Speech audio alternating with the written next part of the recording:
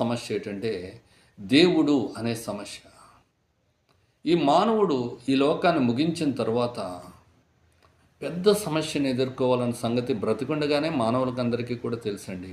ఏంటి ఆ సమస్య అంటే, చనిపోయిన తర్వాత మనం నరకానికి వెళ్తాము, స్వర్గానికి వెళ్తాము. అయితే ఈ రోజున మరి నరకం నుంచి తప్పించుకోవాలండి అనేదే మానవుని యొక్క ఉద్దేశం. అందుకే మనం అంటాం, నరకం నుంచి తప్పించేవాడు ఎవరు? మానవుణ్ణి నరకం నుండి తప్పించేవాడు ఎవరంటే కుమారుడు అని ఒక లెటర్ పెట్టుకున్నటువంటి వారున్నాం. కనుకనే ఈ ప్రపంచంలో వారసుల కొరకు కుమారుల్ని చూస్తూ ఉంటారు, కుమారుడు కావాలనుకుంటుంటారు.